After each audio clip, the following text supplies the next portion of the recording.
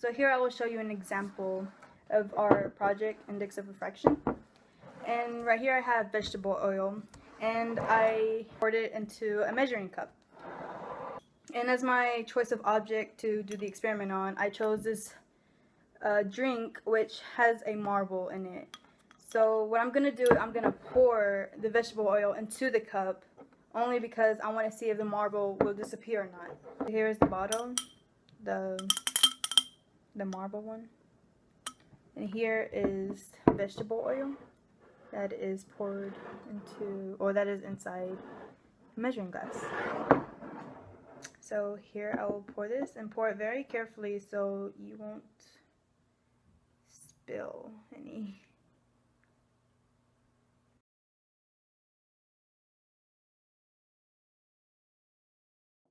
And there we have it. Alright, so here we have the glass bottle. Now right here we can see that the marble has slightly disappeared, although you can still somewhat see the shape of it. The marble is right here, you can hear it. There's the marble, and here's the marble with the vegetable oil in it. So from afar it's invisible, but when you look closer to it you could actually see the shape of it. So only because the glass object doesn't have the same index of refraction as the vegetable oil, so that's the only reason why it's not really invisible. Glass object were to have the same index of refraction, then of course it'd be invisible, and that'd be pretty cool. So as you can see right here, there is the marble filled, well, inside the bottle filled with vegetable oil. Index of refraction is the bend of light. When you undergo refraction, it is the bending light from one object to another.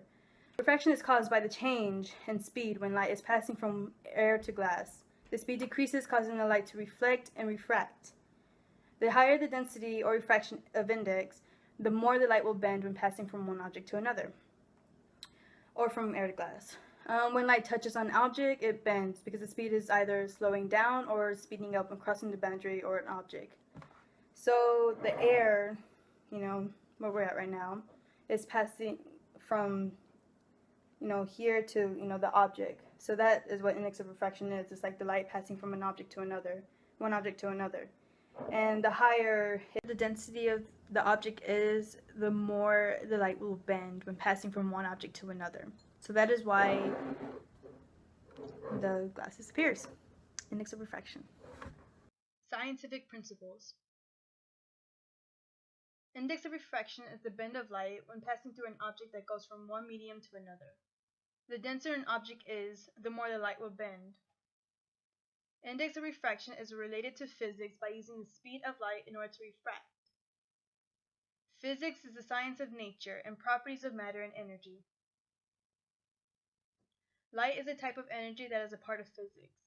By refracting light with either vegetable oil or glycerin, we could use physics to calculate how much the light is bending, or how fast the speed of light is passing through an object or medium. For our English component, we chose to do a journal entry.